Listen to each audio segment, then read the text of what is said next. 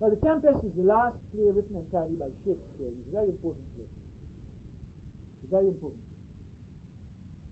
The most important thing about The Tempest is that the character Prospero is Shakespeare himself. And why The Tempest? See, Henry VIII is chronologically after The Tempest, but he wrote that in flux. He had a draft that's pretty quick, so we don't count that. The Tempest, he's laying down his mantle of drama and retiring to Stratford, okay, to work, and he's reading this. Now, behind it is this kind of mindset. Remember Hamlet? The times are out of joint. Well, the times are out of joint. I'll come back to that.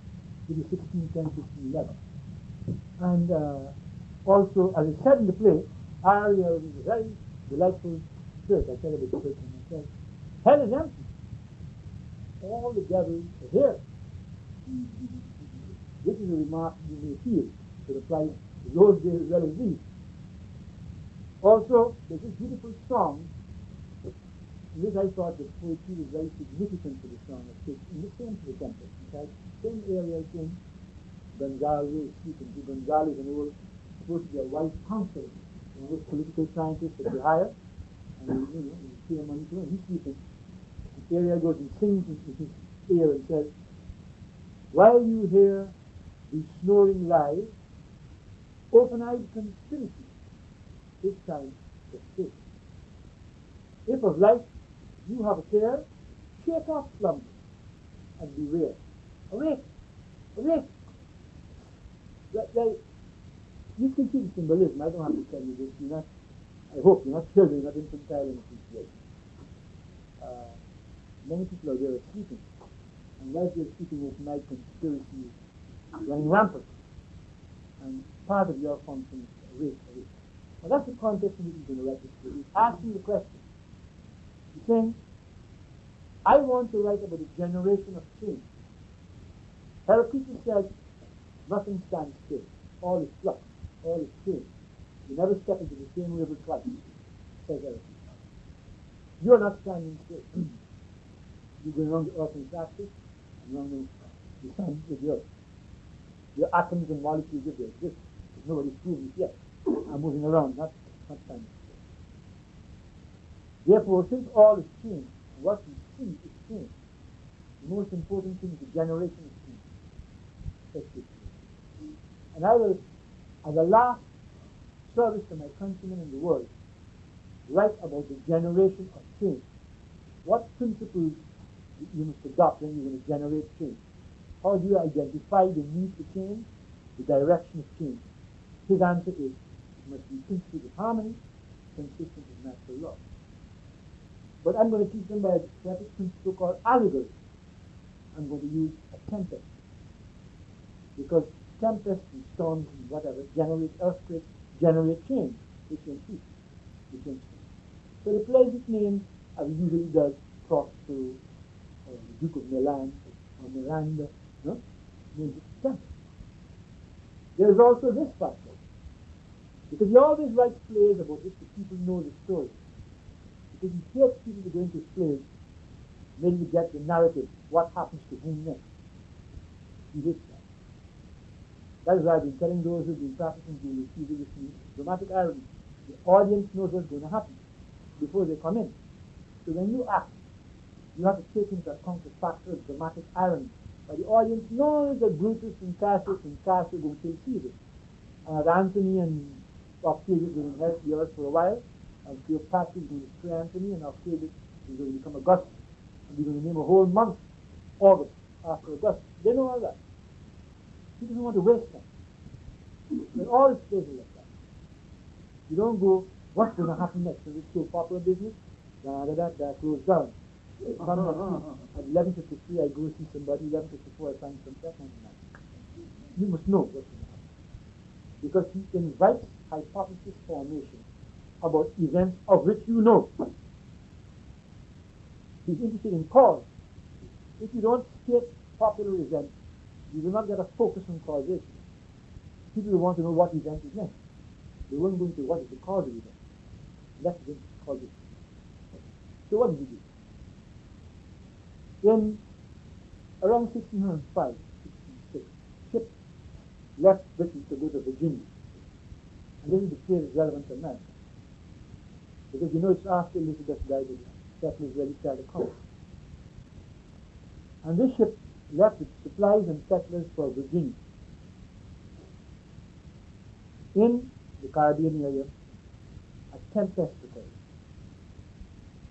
And the flagship called the Venture was shipwrecked in the Bermudas. Bermudas really means Isle of the Devil, but don't tell the gambling casino people. Isle of the Devil is important because Caliban is going to get cast in this ship. And the flagship Venture was shipwrecked. The three important English gentlemen, the Thomas Gates, the Reginald Somers, and Captain Newport, you know the type that Paul Stark used to make some jokes about.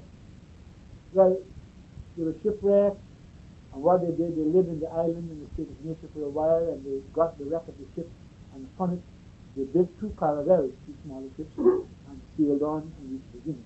That's the basic story. But naturally, they were interested in how. What did you find on the island? What were your, how did you survive? Did you find food? Etc., etc., etc. The stop in the Bermudas gave the settlers a chance to think about this idea of emigration from Britain to America. Why you're emigrating, what you're going to do when you get there, what is an ideal commonwealth, they thought such matters. So this whole, and this passage came back about the thoughts and what they did and what they said. So current at the time was this whole story of the Thomas Gates and the Venture and the Tempest. The Tempest promoted a change in their output as to what they wanted to do in Virginia. The fact that they were rescued by good fortune, able to build a ship again, it made them rethink exactly what they wanted to do. And the answer was, we want to go on to Virginia, but we want to do something different from what we can do before. So the Tempest generated change. And that's the basic story behind it. Now Shakespeare is going to write a play in called Tempest. Shakespeare belongs to the party that believes that we must settle in America a strategic reserve of statements away from the European sea. Just as in Athens, a strategic reserve of statements is settled, in the Italian peninsula. The people reserve. That is the idea that they have. The settlers didn't leave England until Elizabeth died in 1603, and this witchcraft believer James I ascended in 1603 to 1620. That's when they left the Canadian West. Their idea Puritan means to purify. They wanted to purify the Catholic religion. Protestants was merely protesting against it. Look, you're going too far. Nonsense, too much incense, too much this, too much that. But the Puritans wanted to purify from the ritual and mysticism and what have you. And where the oligarchies succeeded was to get them to identify their philosophy in religious terms. Because, so you want to make a comparative religion, So we had the Yankees, you want to build the Mets. Whereas, they don't want really to be the Puritans, they really want to make another religion with short images and, idols and what have you. So he writes this play. What principles, the times are bad, they're out of joint. 1600 is a bad time. Bacon, his enemies include Bacon. Bacon is a judge, a lawyer. In the end he went to prison. Well, he was convicted of corruption. He's a bad guy. And he's an empiricist. Organum novum. He says there's no knowledge until you experience it. Which means you'll always have knowledge. Knowledge is always late. Things have to happen before you know anything about it. That's a stupid philosophy. It's always there. Always. The one I cracked for you guys here, I repeat it, I know it's boring to hear me repeat myself like this. But if you think there's work in empiricism, I always tell the story about the guy who had to find out what is drunkenness. So he got a candidate Give him a bottle of rum and a bottle of ginger ale the first day and he got drunk. Second day, give him a bottle of whiskey and a bottle of ginger ale and he got drunk. That's it. Third day, a bottle of gin and a bottle of ginger ale and he got drunk. Fourth day, just to be sure, you know, crucial experiment, you know what they like? Okay. He gave him a bottle of vodka and ginger ale and he got drunk. Aha! The ginger ale made him drunk. Yeah, good. So, but Bacon is an empiric. Bacon wants to found the, and did, though it was really consolidated by Isaac Newton, found the Royal Society. Empiricism must be a thing. You must discover the universe by smelling it. You know? Seeing it and smelling it and tasting it. That way you gain knowledge. Before you do that, you have no knowledge. Just ask Paul John Locke said, you're born with no knowledge. A blank. Tabula rasa. You know? And experience puts things on this blank paper, which you call knowledge. This the racist didn't like.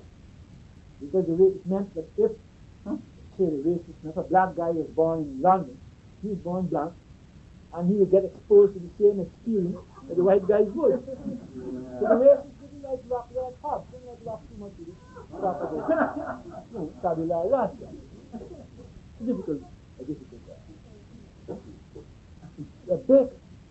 Bacon believes in the meaning of words and the definition of today. He's a logician. There's a word, one of these days you're going to find a need to really define the meaning of logic for yourself. Because what they do at the high school and university level is confuse the meaning of the word logic from logic. Because the world is not logical. It's harmonious. It's a different thing. The world is not based on axioms and postulates to which you derive, you know. It's not based on those things. But Kepler showed that it's harmony. And the only self-evident truism is circular motion and rotational action. That's self-evident. Not 2 points. What's the point? You know? 2 points in a straight line down and you get it. It's nonsensical. It can't exist. Only in logic. And the beauty of logic is whenever you get into script, you change the logic. Mathematics, algebra, arithmetic are all logic. They're all logic. And you can have some devastating examples of logic, you know, in life, right through. Devastating examples. The logic is not the principle of which life should be guided. Principles of harmony, but then you have to define logic to get exactly what you mean by logic. You know. So, Bacon was the chief enemy. He believed that the law says this, this is the wording, it said dixit, stricto sensu, the strict meaning of the word, or what applies. If it says there was a serpent in the Garden of Eden, there was a serpent, you know. And if Brutus says Caesar was ambitious, Caesar then was ambitious. The word says it, you know. Words have a meaning of their own, have a life. There's no such thing as sarcasm, irony, satire, all the figures of speech you can think of Zimmerman, you know. There's no such thing. You ought not to say the most unkindest. I've heard that. Nonsense. You can say most and unkindest. You know. Very harmonious, iambic pentameter, but you know, Bacon's logic is like that. And he wanted equity. Equity is a system that makes the law a little better. Equity for you guys is just it's not the common law. The common law is a common custom. And Bacon wanted that to be a system of law, like the Romans did, the people said this. Praetorian law. Formula was a written, so that's formula. You know? And exceptio is a defense, hence the word exception. You know? You killed Gaius Caesar. No, I was not there. I was in Brindisi. So your defense, alibi. In another case, alibi. Or exceptio. Accept. You take exception to what it says. Yeah, he wanted that kind of system. That's the whole point of the modern defense. A commission was held, and the dice were loaded, and the Shakespearean faction lost. And equity came down to be what it is. So you can issue injunctions to people, and you know, this is an ethical doctrine, and you can have specific performance and all sorts of craziness based on legal precedent rather than on some harmonious discussion of what the justice of the case requires, what the French call the jurisprudence du cas. You know? Quote the passage there, anyhow. So Shakespeare had that lot of enemies. Then he had the Sir Walter Raleigh type of enemies, the nobles, who really don't care who runs Britain, so long as they have the substance of power. Let James the First and Charles the First, William the Conqueror, whoever it is, let those guys have the shadow, let them have the tiara and the crown, and people kneel in front of them, but we must have the substance. If they play the fool, you'll get Magna Carta, or something like that. Get the substance. Raleigh was also a very wicked man because he was doing a Delphic operation. Right through history, you're going to find it. You sooner or later hear that this not Gus Bradwell or somebody who started from an academy. Well, there's a Renaissance in Detroit. They call themselves some Renaissance something. Something like that. The point is, you form what is in effect an Aristotelian Lyceum. You call it an academy. And Raleigh had a set of academies here in Britain with some outstanding mathematicians and scientists and poets and artists in it, including Sam Johnson. So I always believe that Sam Johnson went towards Raleigh because he and Shakespeare were the top dogs, you know? And Shakespeare was taking his heel and just happy to behave by reaction. Johnson was capable of some good poetry at times, and then some ridiculous poetry. He never had an even sense. Unfortunately, the gems that he did write were few and far between, so you can't really class him in the high rank. Like plays one side. So that's another set of enemies. Love labors lost, incidentally, like Shakespeare tells about his attitude as a stooge with the Academy of Raleigh.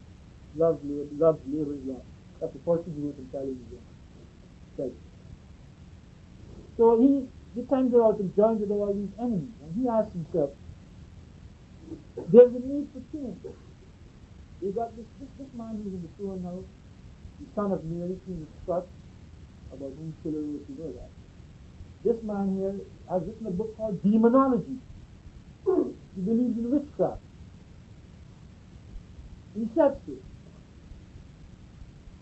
And he's made politically a lot of knights and nobility who promise to support him so he can counterweight the Puritan balance of power claims. He's an evil man. And if this kind of thing continues, you're going to have civil strife and domestic fury, as you said in Julius Caesar. In other words, Shakespeare is anticipating, and writing this play in 1610, he's anticipating 1641 to 1649, the English Civil War, the Cromwell. He is anticipating 1688, when James II was thrown out and the brother Dutchman, William of Orange. He is anticipating to go a bit for 1789, 1776 to 83 here. The time there was a Tempest. He's anticipating 1789, à la lanterne, au GT, liberté, fraternité, égalité, and all that. He's anticipating this. 1861 to 65. Sic semper tyrannis says, Booth, those are tempestuous and the principles are wrong. He says, look, I've written all these plays to show you that the man on horseback or the man of violence per se does not get the virtue, the manliness, the virtue, the quality to run a state. It's more than merely learning how to fight a battle. Well, you call your land from the Donald Rogers for that matter. Of course. Although there is a popular joke out there, really true, whatever that means. Right?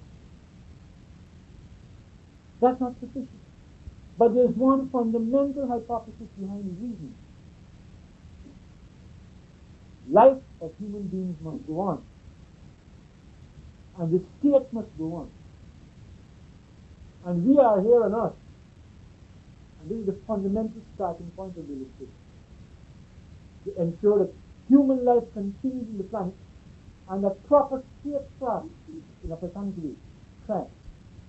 That's what we hear about. That is his fundamental hypothesis. And when you depart from the principles of natural law, that I told you, the principles that promote the coming into existence of processes, statecraft a state is a process. Really speaking, to say the history of the United States, describe the process from which, from Beijing in Philadelphia, reach where they are now, with John Regan in the White House. The process. Or you have to ask yourself, why did the process veer in that direction? Because it's inconsistent with natural law. A couple of bankers and CIA people messing around, and an idiot, my view, bound to accept it, an idiot sitting there in the White House, he doesn't understand how people think and what they do. I always make the point, when America has 3 million people, you have a lot of good brains to choose from, and now you got 250 million, you got Bush and Reagan and Reagan, and you know the people. And the other side, you know, none me, and Sam Nunn, you know that way? I don't think we should, with our love of jingles and our American love of doggerel, we let a man become president. None. We wouldn't do that. No, I don't think we'd allow presidents do it. It wouldn't come. But these are simple perception population, living like that. But you can go on amplifying and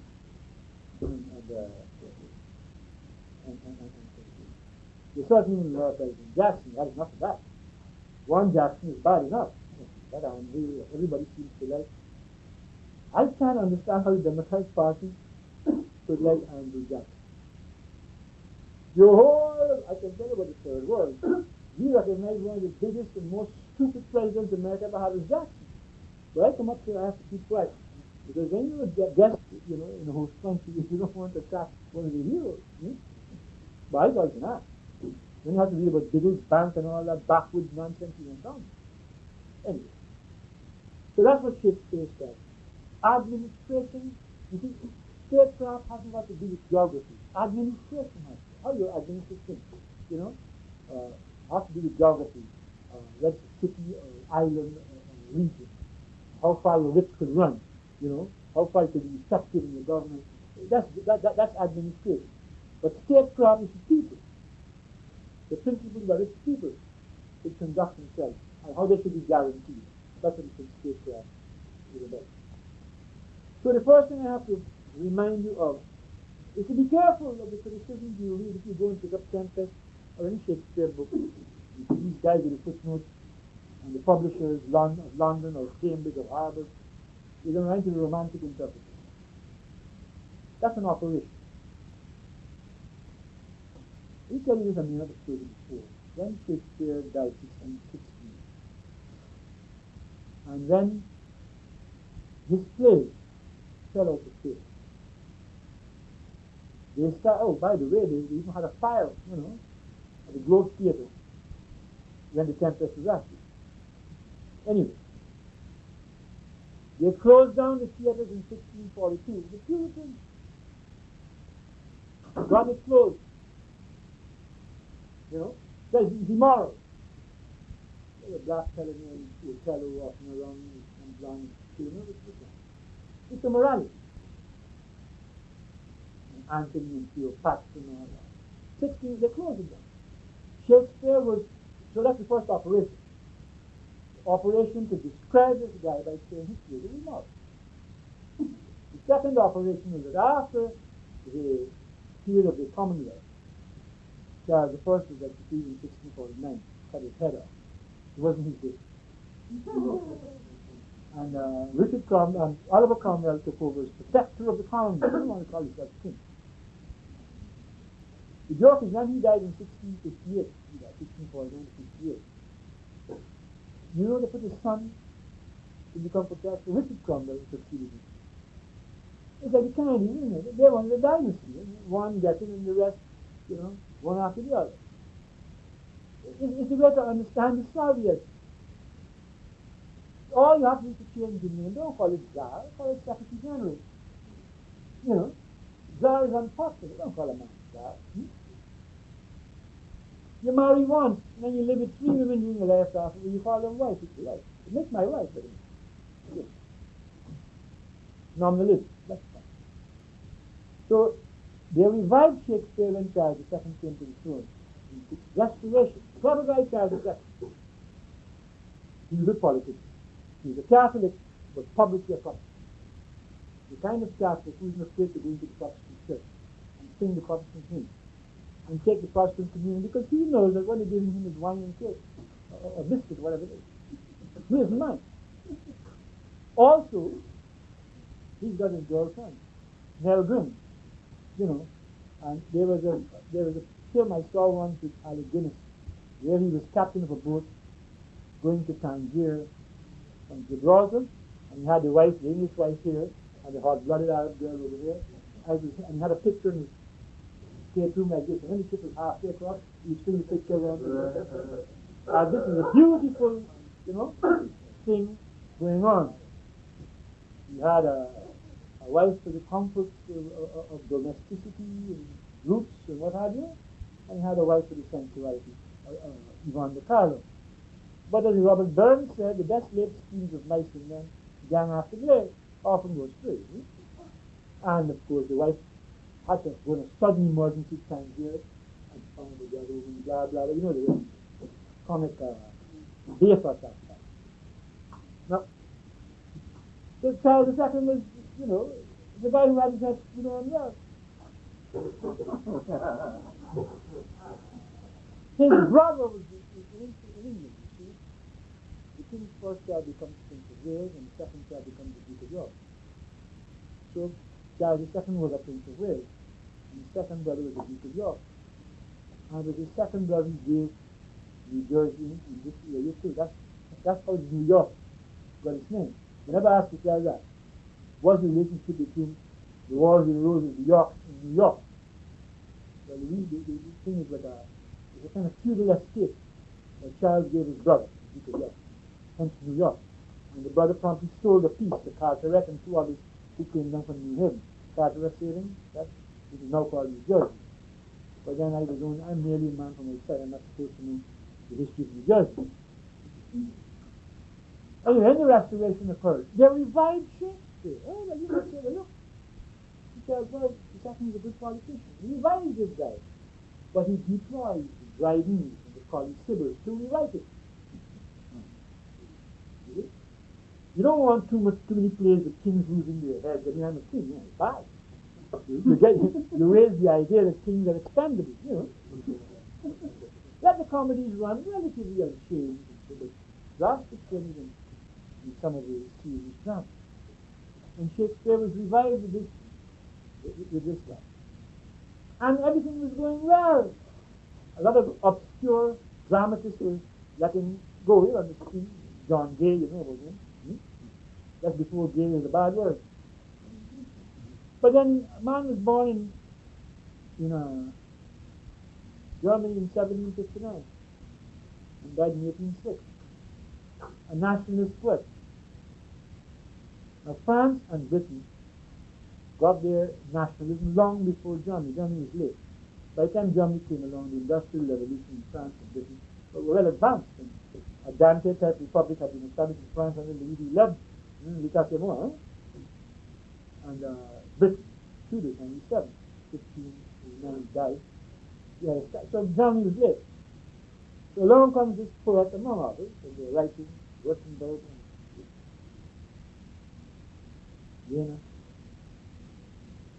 and threatened, because of the nationalistic times and the Industrial Revolution, and the period of Waterloo and the Napoleonic Wars, that Tempest is killed.